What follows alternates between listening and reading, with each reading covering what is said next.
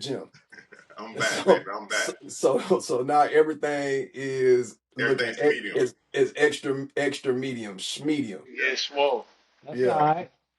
Hey, welcome to Daddy Ball Monday. Hey, welcome to Daddy Ball Monday.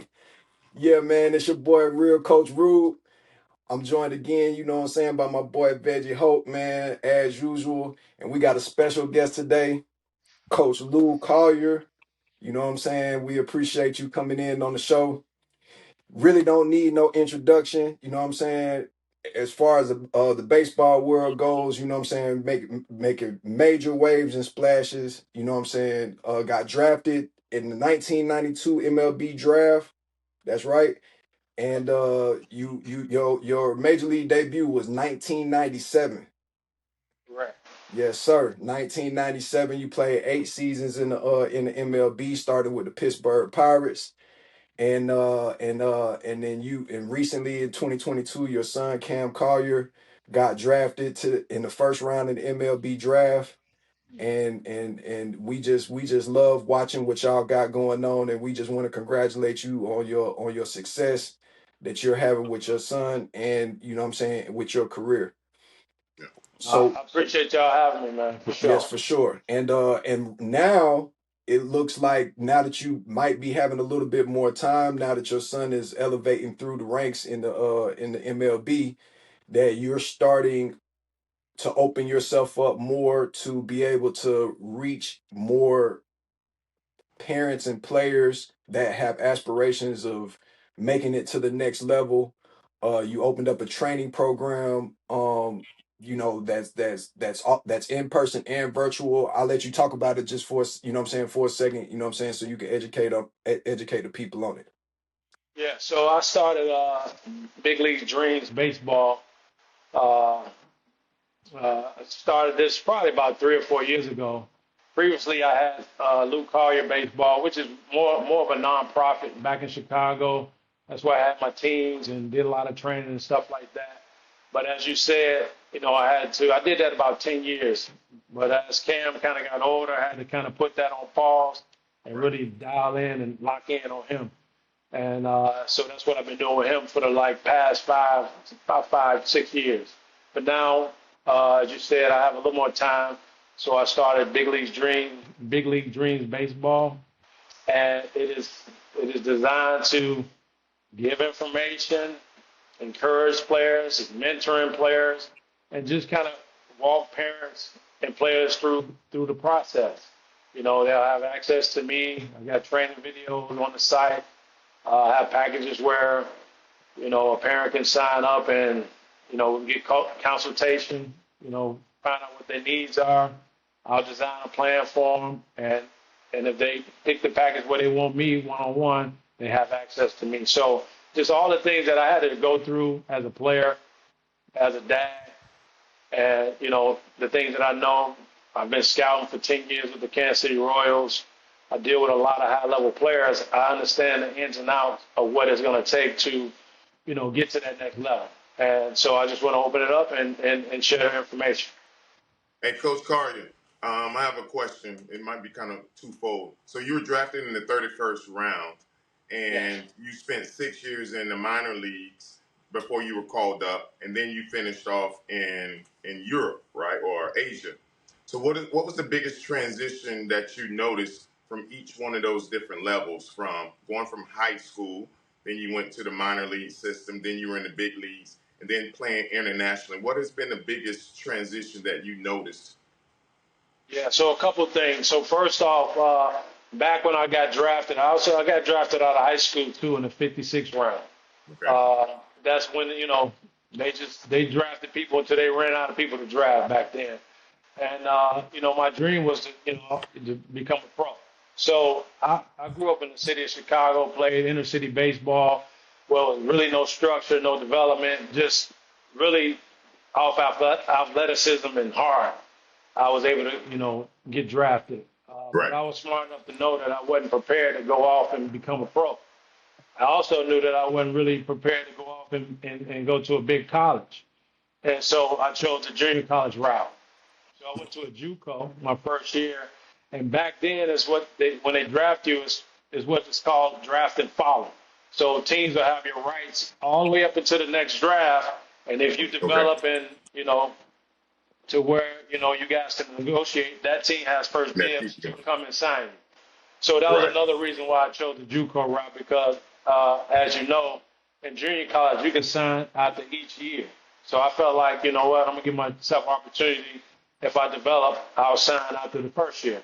Uh, so basically, I went to a small junior college in Illinois, and I started learning about the game and just about the culture of baseball. I was probably only about an hour and 15 minutes away, but it felt like I was 10 hours away because now I'm in a Right. totally different environment.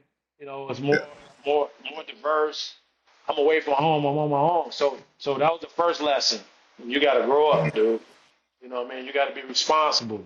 You got to be accountable. So I started learning those things outside of high school. Then I started learning how to prepare myself and learn how to play the game properly. So that was the first lesson from high school to junior college. I didn't sign that year. I ended up going back in the draft, and that's how I got drafted by the Pittsburgh Pirates. And basically, they did the same thing. We negotiated. They was only offering about $25,000. I felt like I was better than that. But this was 1993, 1992, 1993. So I went back to JUCO, went to transferred to another junior college, which was a high-profile school, and that's when everything kind of took off for me. I, matured, learned how to work, understood the game, and my game came together. Mind you, coming from the city, man, I didn't know anything about baseball. I didn't know anything about life. I didn't know, Right. you don't know what you don't know until you start learning it. And so Correct. Okay. that second year, I started realizing like, okay, I'm figuring this stuff out. And so I felt like I was, mature enough and my game had elevated enough to go ahead and sign a contract. So that's when I signed with the Pittsburgh Pirates prior to the draft, uh, for a significant more amount than they were offering. I signed for 85,000 back in '93, which was pretty good deal. I felt like I was comfortable going into it. But so growth was the number one thing. But once I got in the minor leagues, it's a whole different animal because it's so cutthroat. And what I learned from being in the minor leagues is that the minor leagues is not there to develop you. The minor leagues is there to expose you. And the guys who can't maneuver through all the ups and downs, the long bus trips, the everyday grind, and playing against the best players in the country, they're gonna get weeded out. If you don't Okay. understand how to come to work and have a routine and have consistency and deal with the successes and failures, you're not going to make it through that. So, that's what I learned coming through the minor leagues. It was just, hey man, this is cutthroat. This is nothing that I've ever been used to or been around. And you have to really learn fast and trust your abilities. Uh, Okay. so minor leagues, that was the minor leagues. So once I got to the major leagues is a totally different jump, night and day from the minor leagues. And so the speed of the game, the seriousness of the wins and the losses is not about development anymore. Once you get into the major leagues, it's about winning games. And what I realized is that it's guys that's coming. The guys never stop coming, and it's a business. And the team at the major level is going to do what's best for them. They're never going to do what's best for you. So you have to learn and prepare yourself and really know what you're capable of on a daily basis. And you got to know what you bring to the table. And you have to bring that to the table consistently. And you have to understand that it's business. Sometimes it's somebody in front of you. Sometimes it's the money move. Sometimes they pay guys. There's a lot of different variables as to guys who stick, guys who get traded, guys who get released or sent down and stuff like that. So those are the biggest takeaways from those levels. And then when I decided to go and sign and play a career, that was more of a standpoint. I had been playing about 12 years over, in the States, up and down in the major leagues. Was doing okay, but that was more stability. Going to career Right. was like, hey man, this is guaranteed money. You're gonna play every day. I was a little bit older in my career, and I needed that, because I was developing a family. I needed that stability. So when I went over to Korea, the biggest thing over there was, hey man, I felt like it was me against the world. It was me against the whole country. That's how I felt Right. because Right. because it was just a learning curve. I had to learn their culture of baseball. I had to learn that Yeah. now, hey, we brought you over here. Hey, you help us win. Basically, you the guy. And so it took a little time for me to, not that I was worried about that because I knew what I was capable of doing, but adjusting to the league and just adjusting to that type of pressure and then going out and being consistent each and every day. So that's what that was. That was fun. I learned a lot. Learned a lot about myself. When you're on your own in a country, whereas not many people, well, very rare, you're gonna see somebody that look like you. Right. To go out Right. and thrive and play consistently, man, I learned a lot about myself. Right. So Okay. it's like one of them situations where you're like, yeah, I know that the only reason why I'm here is to produce. Like 100%, it ain't no sugarcoating or nothing. For sure. Right. For sure. Yeah. So when you were giving your explanation of the big league dreams, you said a word that I think is very important for us to really understand this word. And you said consultation. And like for us, and I'm saying us, you know, for us, we get the word, I feel like in our community, we get the word consultation mixed up. Like we don't really understand what that really means, right? And so when you say consultation, it's like there's no people want to make it seem like there's no value for the time of what a consultation, you know what I'm saying, really means and what it really looks like, right? And so Right. I'm gonna share a little personal story. So I just remember I was we had just me and Deuce, we had just made the move over to Gresham, and I was just like completely kind of like confused. My top was blown off. I'm just, I'm hot. You know what I'm saying? Like I'm confused though. Like I don't really understand. And I had, thank God I had the ability to give you a call, and I'm sure you remember that call. Oh yeah. And you basically were letting me know, like, hey, you got to understand something, that there are things that you can't take personal, right? Mhm. And that was one of the most important things that I could have gotten, you know what I'm saying, as far as what laid the foundation for me moving forward, was being able to change my perspective and saying to myself, wait a minute, you're not important in this situation. Your son's important in this situation. The people where you're going are already there and established. It may not be as personal as you're making it look, as far as if there is any type of resistance that you're experiencing. If you feel like there is a battle, there's a possibility that you're making more of it, right? Right. And so that conversation, we were able to have it because of, what I'm saying, our relationship. But there are people that are going through these type of things, right? And they need access to curtail specifically what their program is. And I just want everybody to know that hitting a link on somebody's page or bio, you know what I'm saying, and paying for a consultation, right? As I'm just a fan of that. I'm a fan of something like that because I feel like that's more important than the physical part. If you're going to go and pay $75 an hour, if you're going to go pay $125 an hour, if you're going to pay $150 an hour, and we watch parents, I'm not going to say brag, but I am going to say brag. We watch parents brag about how much they're paying for lessons, sports Mm-hmm. lessons. And especially me and Benji, we have this, it's not a joke, but it is, what I'm saying, where, he always brings up, what I'm saying, like, oh yeah, what about tutoring? You know what I'm saying? Like, what about, do you have a tutor? Before we get into the conversation of how much you're paying for an athletic trainer, you know what I'm saying? Do Mm-hmm. you have a tutor? Well, then there's another thing too. There's another aspect to that too. Do you have a mentor? You know what I'm saying? Is there somebody, if you're serious about this, is there somebody, do you have somebody in place that you can run things by to make sure that you're not making a mistake? Because baseball, especially, once you pay that money and you lock into that season, and it doesn't get anything but more and more expensive as you go along.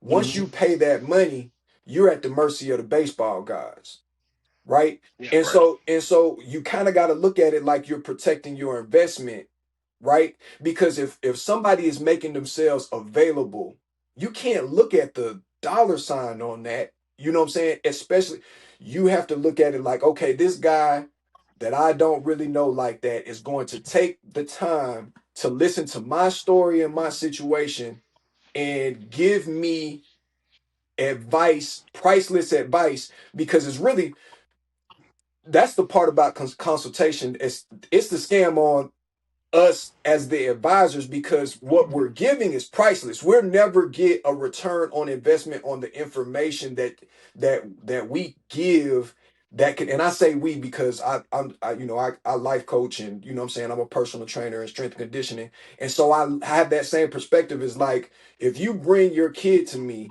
there's not an amount of money that you can pay me, because of the way that I approach it from a mental aspect. Those things are priceless. Right. You know what Right. I'm saying? And so I just wanted to take the time, because when you use the word consultation, I think that it's very important for us to understand that consultation, my boy Veggie, you know what I'm saying? You know, we do academics too, but that's the thing that he focused on. Academics and not academics. When Veggie, Right. when are you supposed to get the academics?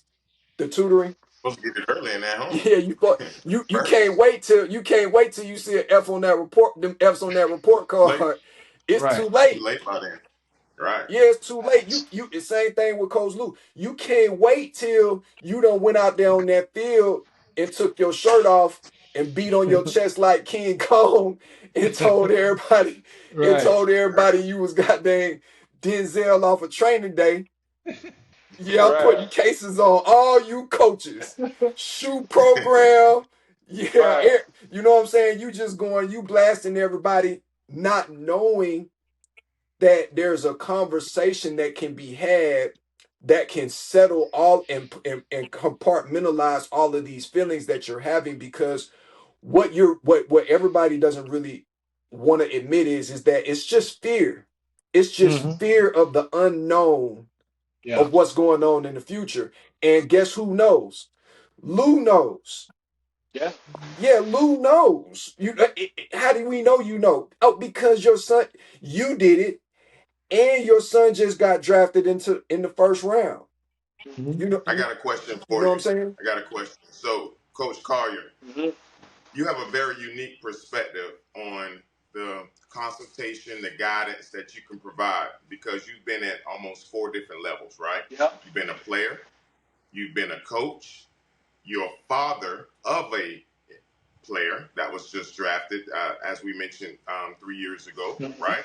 Yeah. And then now you're on the mentoring side. So, three things that stuck out to me when you were explaining your transition between the minors to the majors and also international ball. You mentioned responsibility, maturation, development. Mm. Now, how can we incorporate that into what we're doing for our kids from the academic side all the way to the athletic side? Because, like our sons, like your son, we go to an academic school that's similar to where Cam went, right? Hmm. So, how do we incorporate responsibility, maturation, and development in the holistic approach of a student athlete? Yeah. First off, I just think, you have to ask the question to the parent and the kid is basically, how bad do you want this? Okay. And what's your end goal? What's the end goal? What are we trying to accomplish here? Okay. And once we find out what those answers are, and then we lay out the blueprint, because we know that without the academics, it's no, it's going to be hard for you to get on the field. right? Yes. Because if you flunk in classes, you can't play.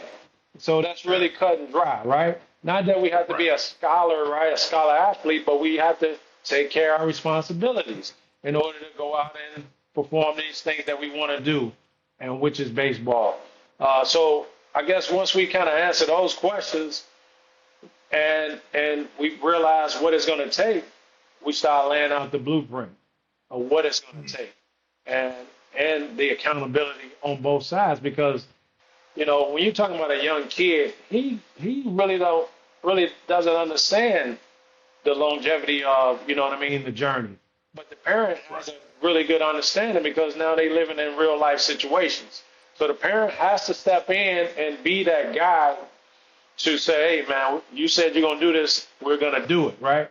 And hold him Yep. accountable until he matures and understands what it's gonna take. So and the reason why I say that, I see too many times that the parents is allowing the kid to dictate when they're gonna work, who they're gonna work with, where they're gonna play, and all these different things. And I think he should have some type of input on it, but the parent has to put their foot down and say, hey, we're gonna go this route, you Right. know. So with you saying that, um, I really want to know what you think about everybody, the NFL draft just passed. We talked about it a little bit in our last episode. But as a high level daddy baller, where you're a professional and you're leading your kid into professional sports, a black father leading up their black son into sports, into the professionalism game, and you watch that whole situation, how it unfolds, and the conversation on the other side is, oh well, it's backlash because the people felt a certain type of way about Dion, so they really just trying to get him back. From a professional father standpoint, what is your opinion on the Dion Coach Prime Sanders effect?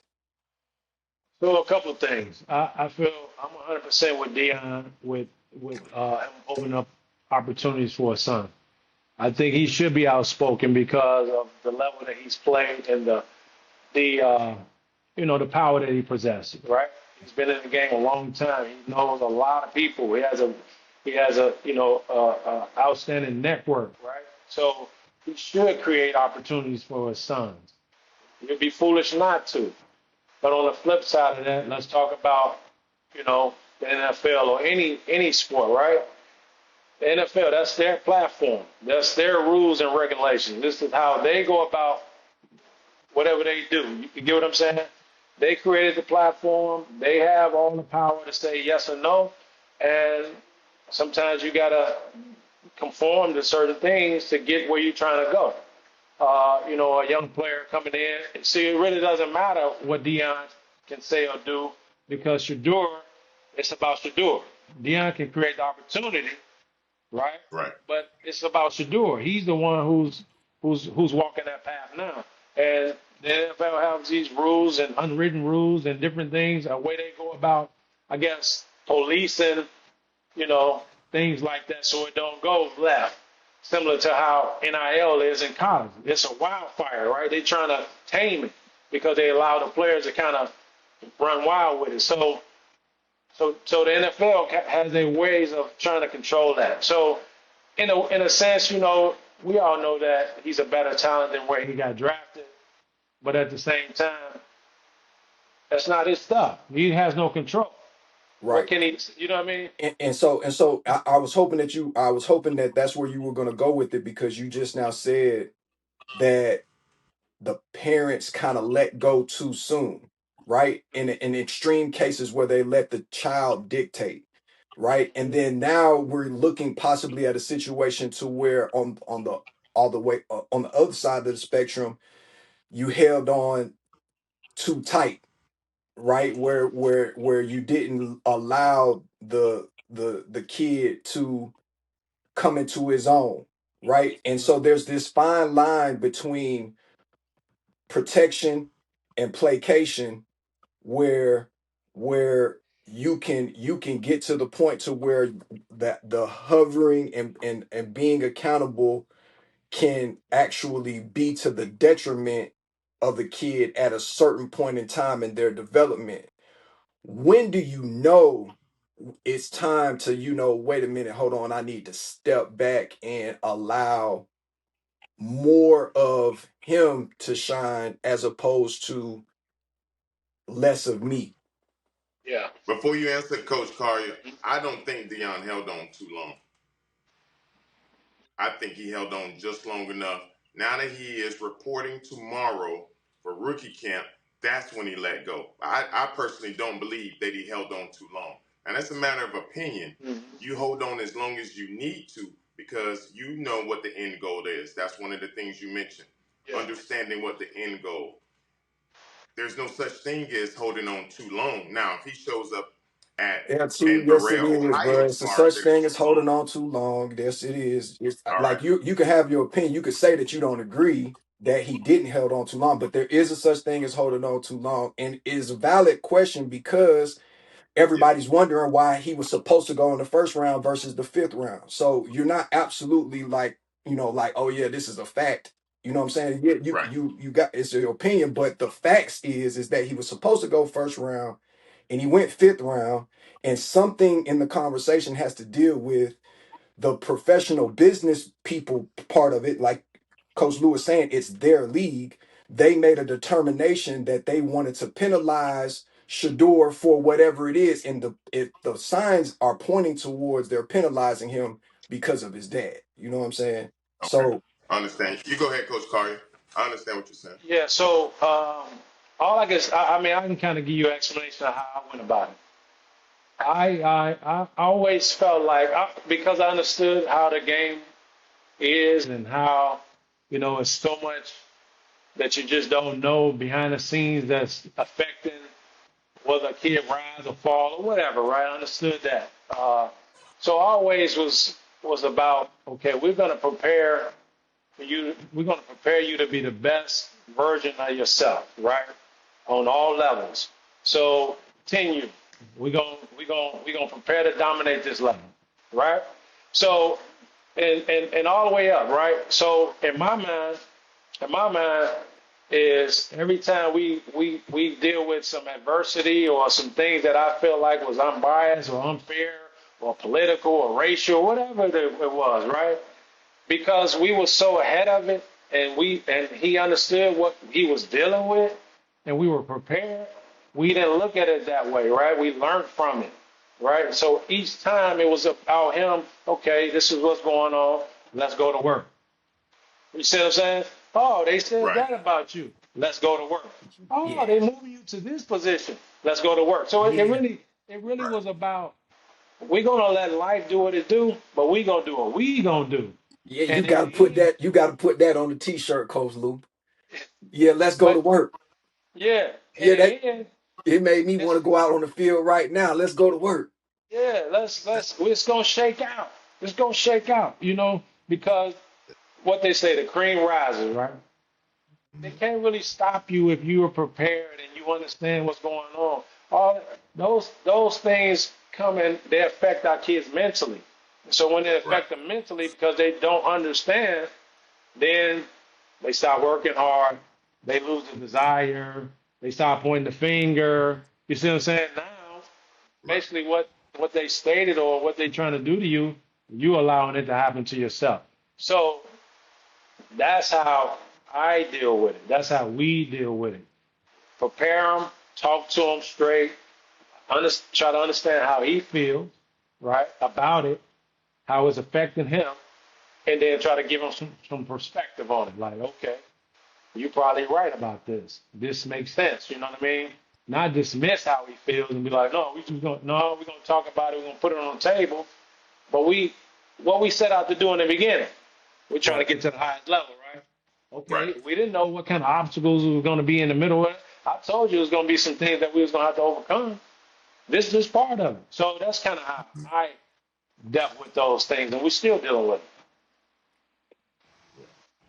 So Well, one of the things, since you've been through this journey over the last, almost 30 years, what would be something that you would tell your 19-year-old self because you already know some of the unwritten rules, how to prepare, how to mature, how to be responsible, how to adjust when we see certain pitfalls. So, what would you tell your 20-year-old self before you were drafted?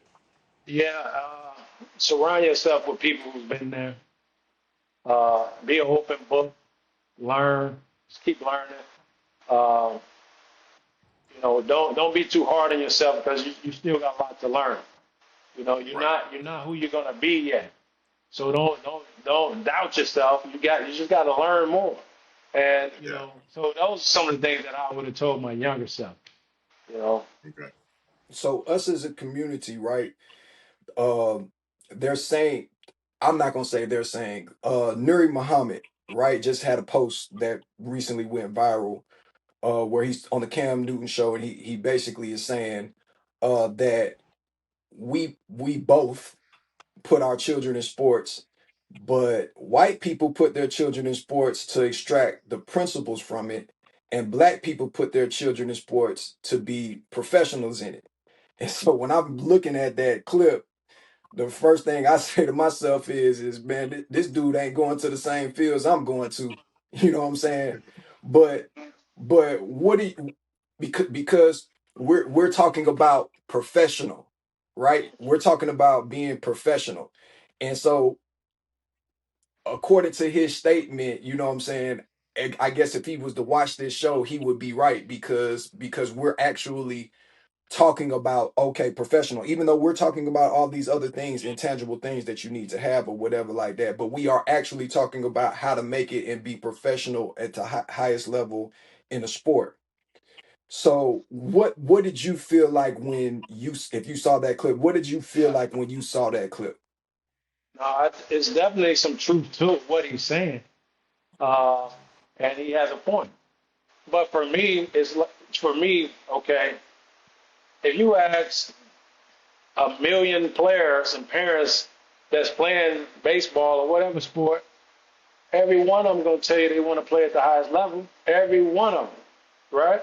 So I mean, and for me, if you getting into it and you not thinking I gotta aim high to rise, then what we doing? I get his point. Sports teach life lessons. Sports prepare you for the real world. That's a fact. But for Right. me, striving to be the best at it is gonna, even if you don't make it, you're gonna be above all those guys who kind of, was just in it just to do it. You know what I mean? So I feel like striving to get to the highest level, you can't really lose. You know what I mean? Because those kids who do that, I mean, everything he said is going to be inside of them. Plus the tenacity of wanting to be the best, right? And if you're not going in and thinking about I want to be the best at this, then what are we doing? I get rec ball and having fun, and I get it, but I feel like it's a time for that, right? And to his point, it's some unathletic kids that don't have a chance at playing at the next level. That parents see that, you know what, he's probably never going to play because he don't have the God-given ability. So we gonna get him in here and teach him these life lessons. I get it. So at one point, I get what he's saying, and it makes sense. But on the other hand, I guarantee you line up a million players, they all gonna raise their hand. I want to play in the NFL. I want to play in the NBA. I want to play in the MLB. They all gonna say it. And the parents. Yeah.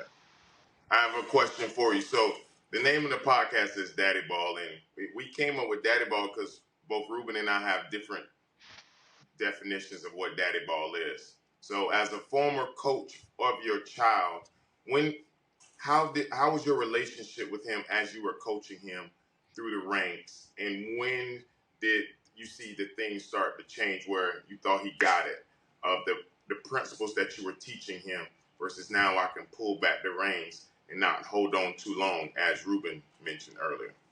Yeah, so I started coaching him. I mean, he started playing around 4 years old, little league, T-ball, and coach pitch, that. And so, Right. during those years, for me, 4 to 7, that's just, hey man, have fun. We introduce you into the game. Around 7, 8 U, we start really locking in on our training, and I start coaching them.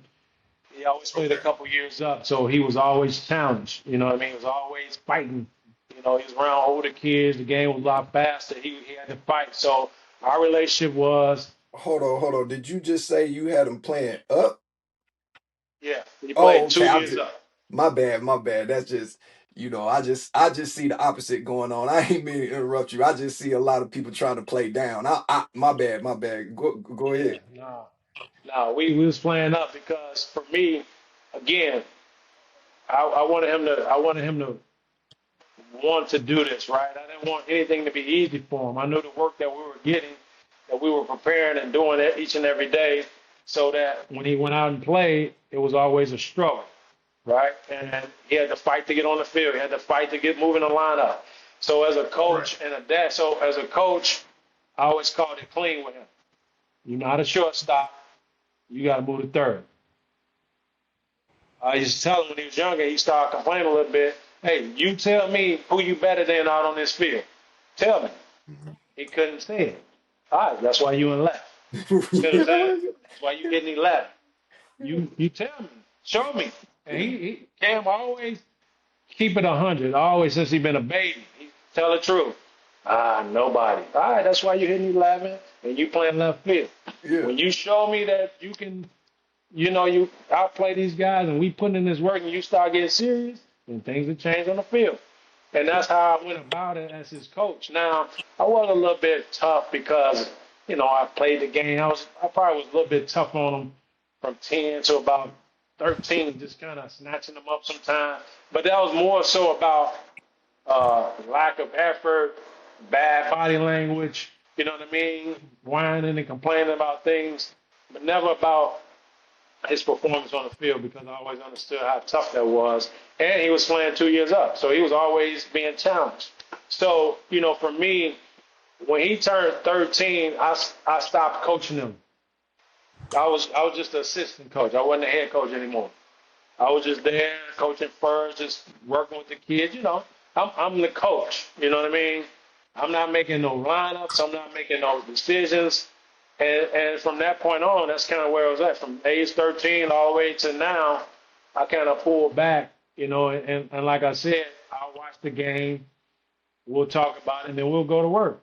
We'll Right. come back, he'll play. I'll watch the game. Hey, this is what I saw. Let's go work on it. You know what I mean? All through high school. I would videotape them, tell him about what I saw. First, I talk to him. He'd tell me, nah, nah, nah, nah. Then I show him the video. All right, The eye in let's the go to sky don't work. lie. Yeah, You know what big I high mean? in the sky don't lie, Jack. So that's kind of how I went about it. I guess you could say around 13, I kind of pulled back. I was there Right. watching the game as a, I'm watching as a dad and a coach Right. and a guy who's played at the highest level and things that has to show up every day.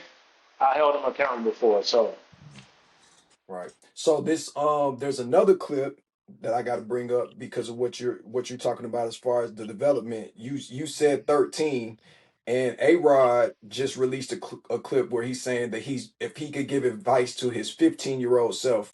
So that teen, once you hit that teen and you start puberty and all that stuff, this is a pivotal period in time.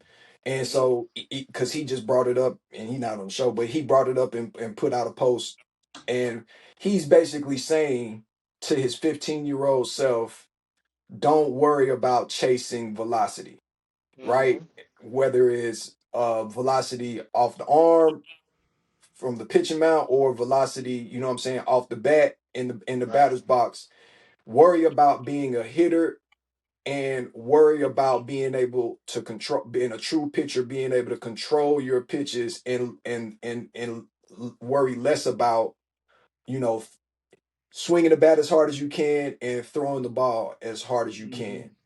So if did you implement that same, first of all, number one, do you agree with what he's saying? And if yes or no, did you implement that same mentality when it came down to Cam, or is it more complicated? Is there a combination of things that you have to do looking projecting into the future?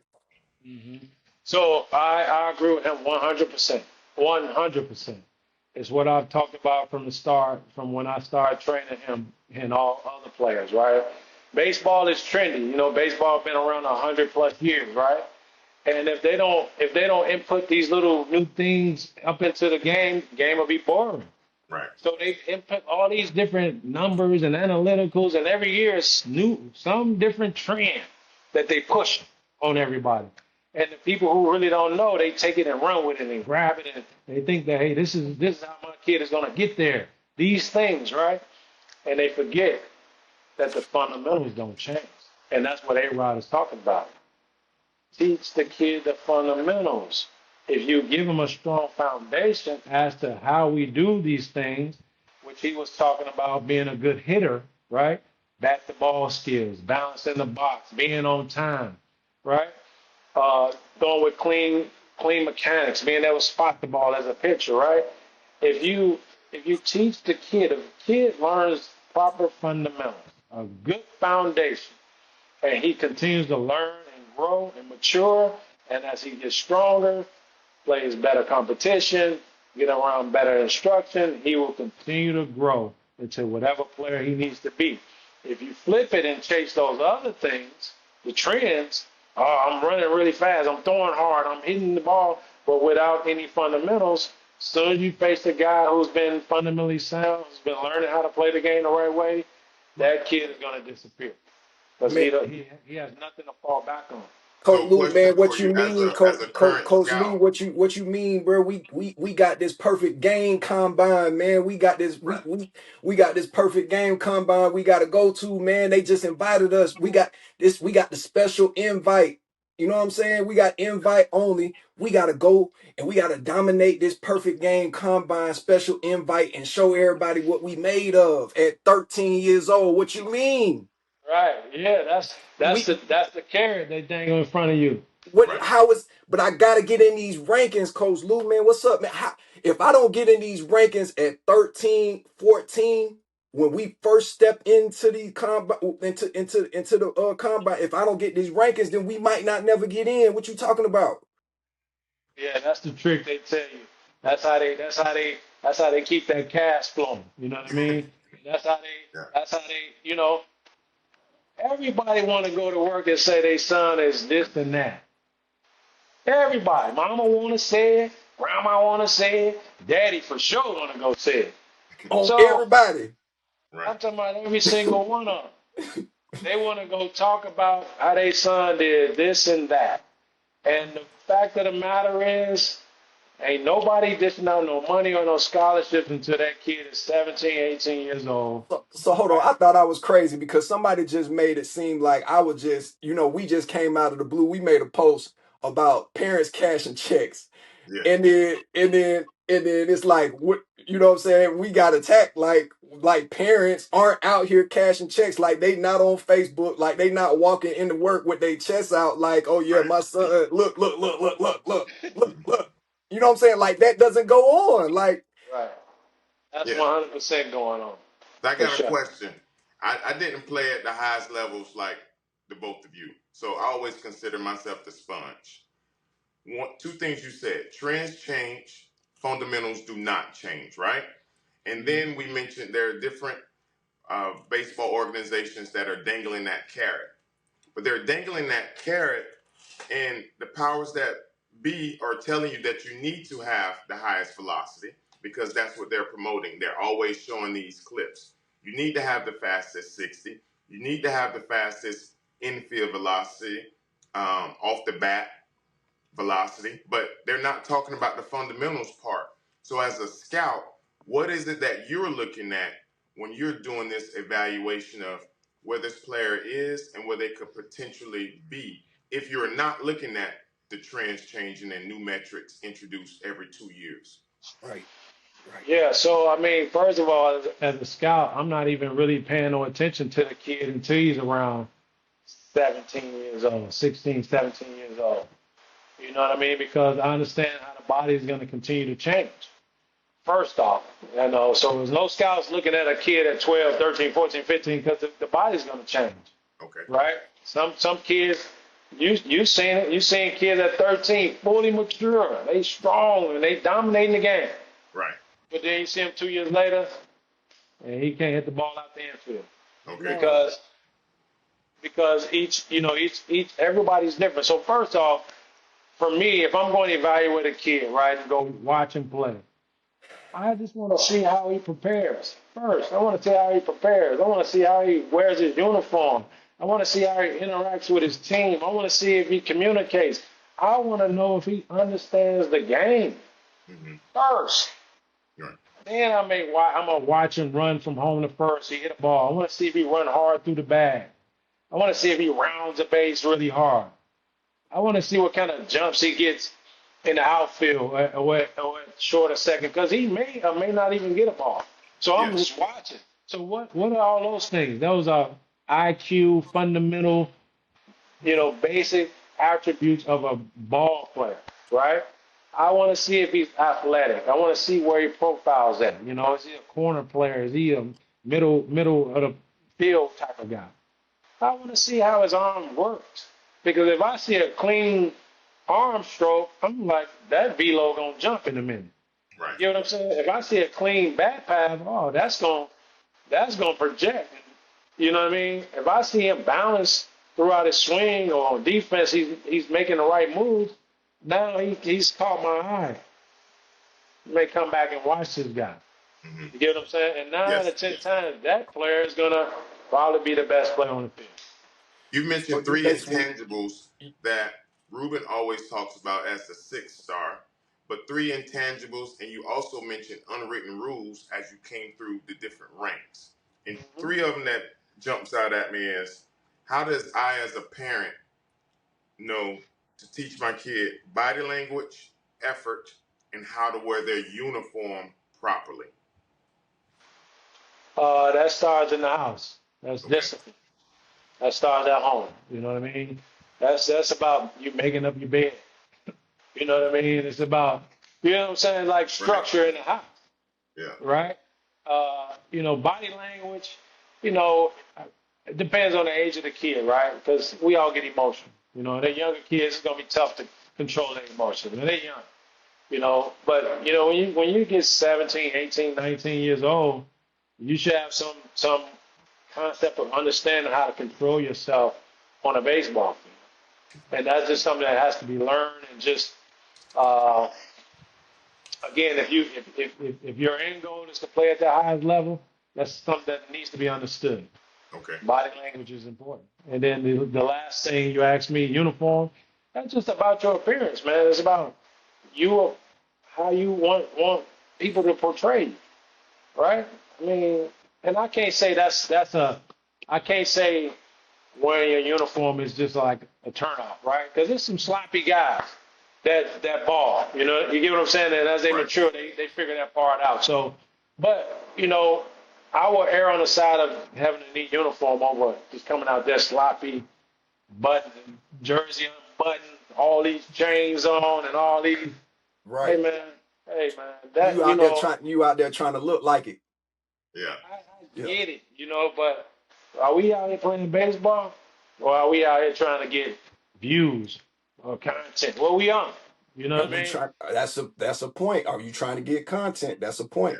Yeah. Yeah. You What you are you you a on? Yeah, but former you Team said you USA said coach. though, and when you was talking before, you was Mhm. just saying like, oh yeah, you don't even pay attention until 16, 17, Wow. right? As a scout, right? And so the first thing that jumps inside of my mind when you say something like that, you say 16, 17. I'm like, dang, so are we getting suckered in America? You know what I'm saying? Like no, but for real though, like there's this ongoing debate, you know what I'm saying, that everybody's talking about what's going on, as far as international players go, right? Mhm. So if if you could if as a scout, and I hear Carl said something similar to this too. There are other scouts, and when you watch people's clips and shows, they say something similar to this too. They like 16, 17. This is the age. They all say the same age. But like, so why is America, or American parents and players, why do American parents and players have to be made to be put in competition with a program in a situation where the players are millionaires at 16, where there has to be an absolute determination pre-16 in order to give them the money, because you got these 15, 16-year-old international players, you know what I'm saying, getting 6-7 million and having a 2-year jump on American players, you know what I'm saying? So it's like what you say makes sense, right? Right. The scouts say it. Everybody seems to be on the same page as it. The American born players, when they retire, they come back. Everybody is unanimous when it comes down to this conversation in America. But then on the flip side, we're in stiff competition with what's going on across the water, where they're playing a whole different level of game between the ages of 12 and 16 that's super duper complicated, right?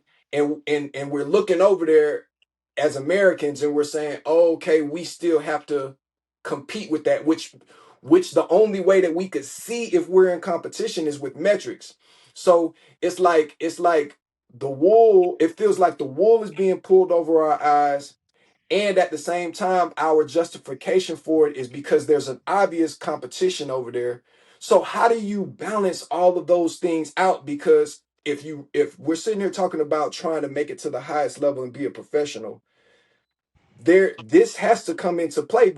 If you said dominate 10U, well, if you're dominating 10U, and we're talking about 16 is when it matters. So really what we're talking about is who is the best player at 16.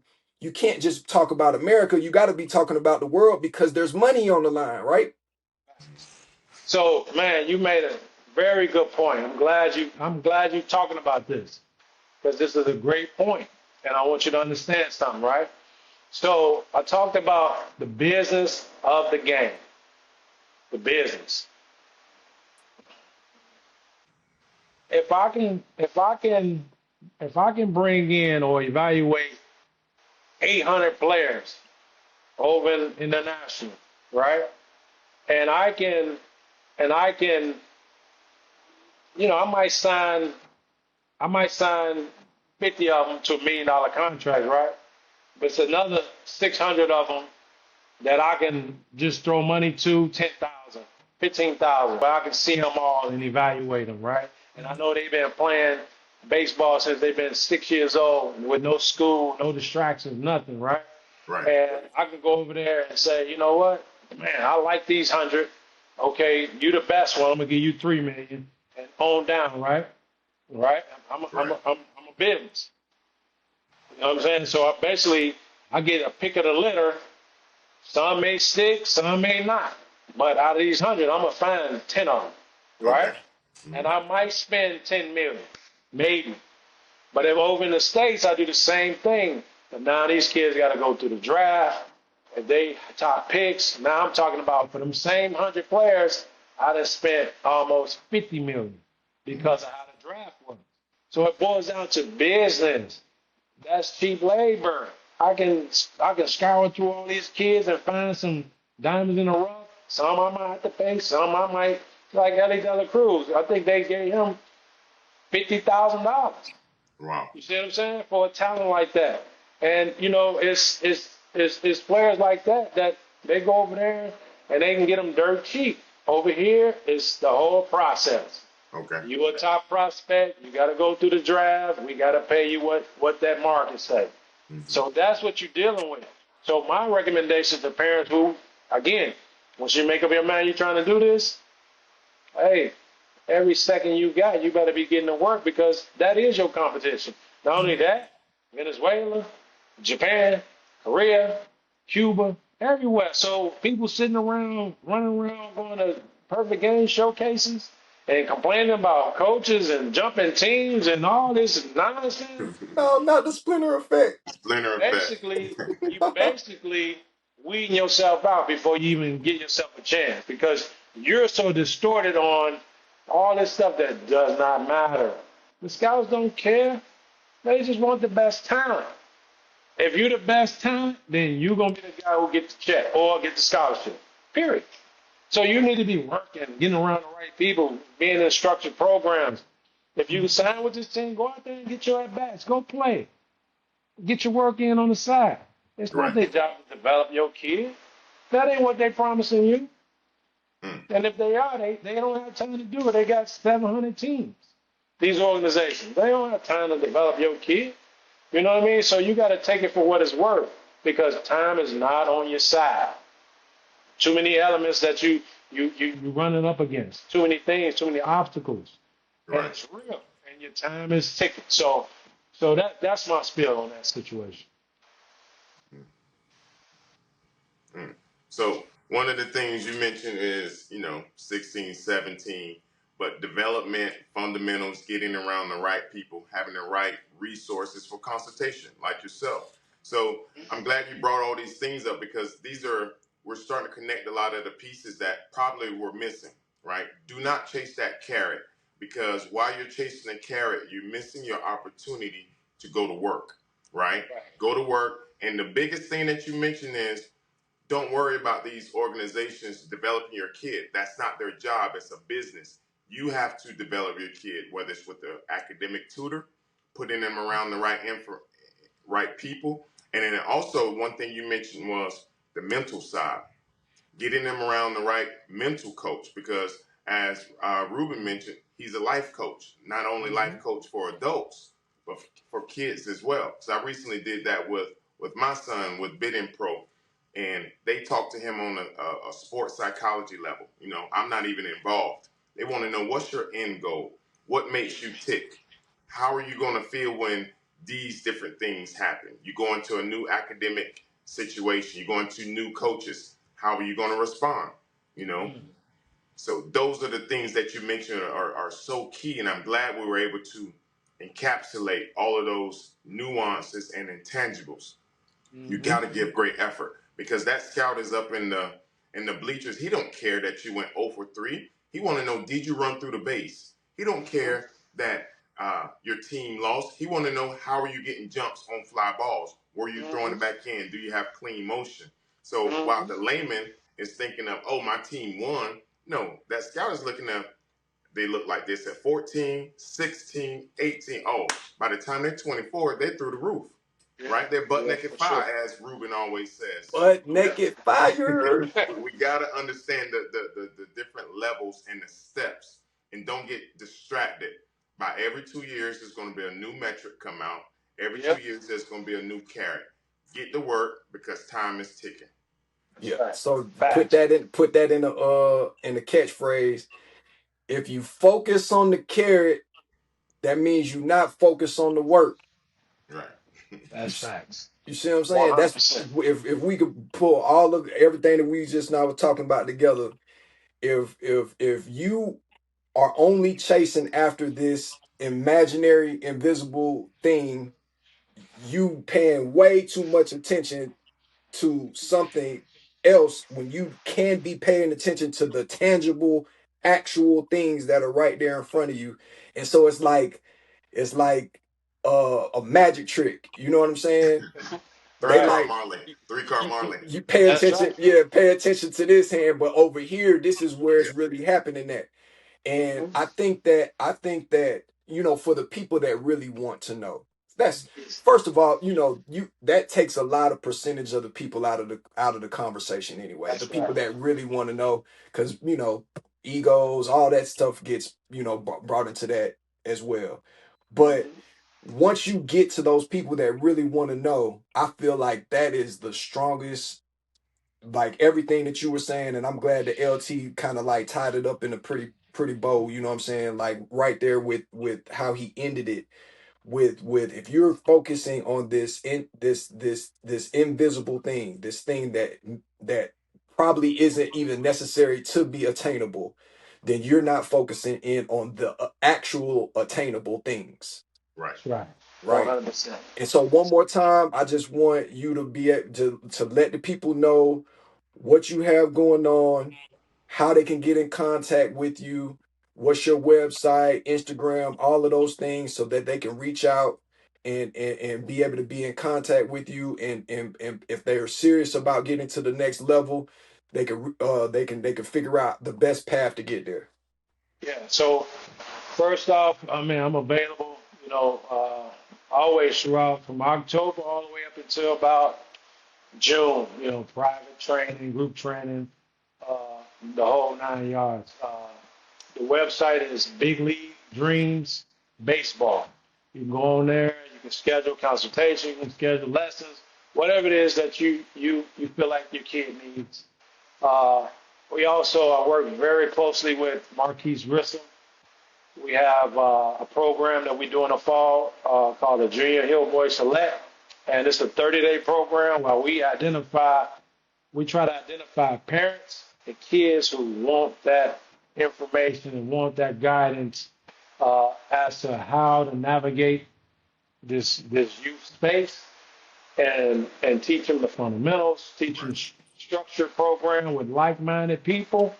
We're very select in who we pick in this program because we're serious about the time that we're giving and the information we're giving. Information will be out on that soon. My Instagram is Luke Collier Baseball. You can follow me there. Uh, that program is going to be a huge one. I'm also connected with MLB Develops. Major League Baseball has a youth initiative where they go around the country to select underserved African Americans. Is that the same thing as the RBI program? It's different from RBI. RBI Okay. is local. Okay. MLB Develops is more of a Major League Baseball initiative where they have 5 different programs. They have a program called the Dream Series that they do out in Arizona. It's more for high school players, but those are the top players that they identify through the program. They have a program called the Breakthrough Series, which they do down in Vero Beach, the old Dodger town where the Dodgers used to have spring training. Major League Baseball turned that into a training facility. Breakthrough Series. Then they have a program called the Program, where we have a 17U travel ball team that we take around the country for 6 weeks, training them. They got 8 big league coaches for 6 weeks, so the kids are getting big league experience.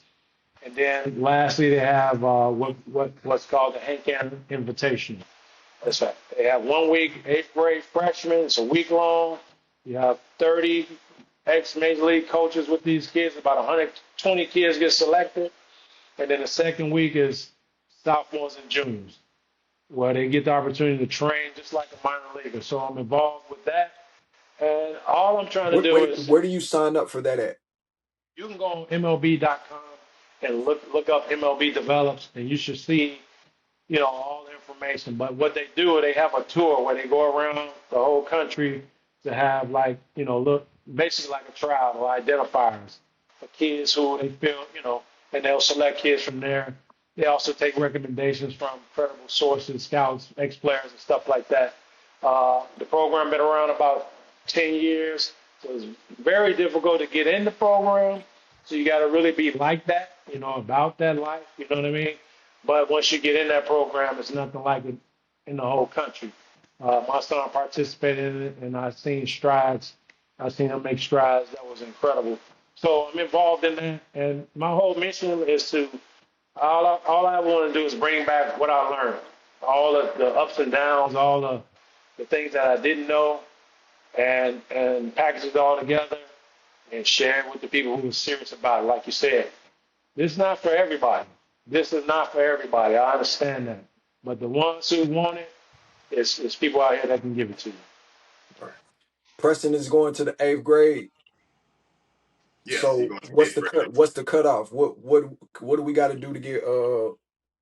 Is there a cutoff or something like that? If he's going to the 8th grade now, is it like too late to get in as an 8th grader?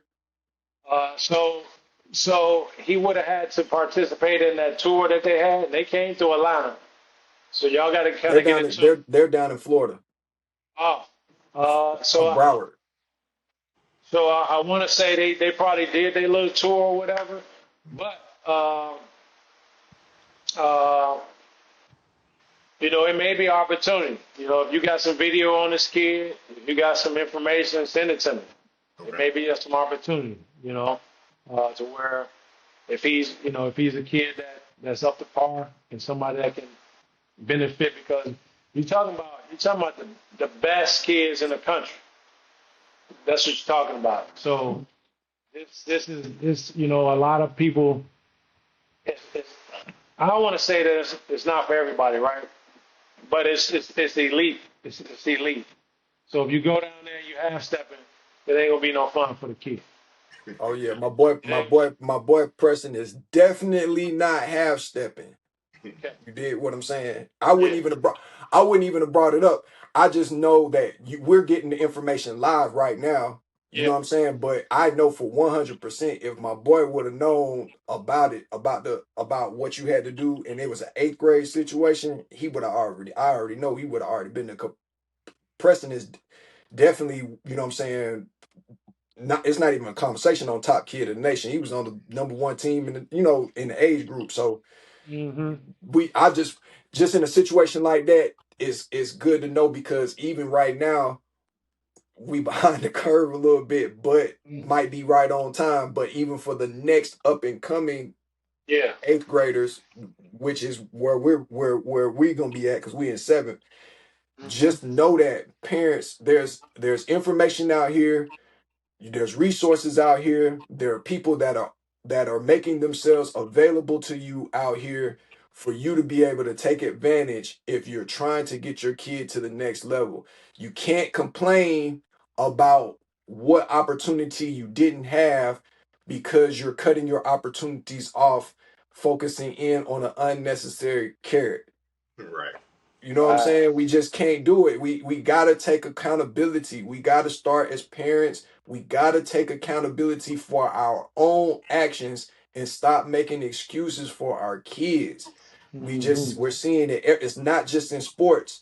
It's everyday life. It's like everything that a kid does, there's an excuse behind it. No, there can't be an excuse. There's a whatever action that is, if it's a mistake, if it's a mindset, there is a correction to that, and parents are that's what your responsibility as a parent is, to correct that mindset or correct that mistake and hold them accountable, you know what I'm saying, to that. You know what I'm saying. My boy LT brought up butt naked five. My butt naked five player of the week goes to Ant-Man. We in the NBA finals going, the NBA championships going on. My boy Ant-Man done knocked LeBron out. Bye bye, Bron. You see what I'm saying? What they said? They said Lakers in five. Oh Yeah. no, no, no, no. My boy Ant-Man, aka Jahu. Yeah, man. Hey, man, listen, man. If you got kids out there, man, y'all can go pay attention to whatever y'all want to. But if you want your kid to have longevity in the game, man, listen, man, you don't got to be on all that. Cause my boy Ja was right there. Yeah. He had the game in his hand. He wanna carry guns and goddamn look like a thug. For what? Mm-hmm. Now Ja who? Now Ant-Man, yeah, has arrived. Yeah, butt naked five. No, we'll wrap this up. Coach Carter, we want to thank you for taking time out of your schedule, providing all of us with the different nuggets, telling us about your journey. We do appreciate you. Thank you for giving us all your contact information. We'll all be in contact with you. And we're looking forward to having you back on the show, Daddy Ball Sports Podcast. Show, man. Thanks for having me, guys. Yes, sir. All right. Appreciate you. We see y'all next time.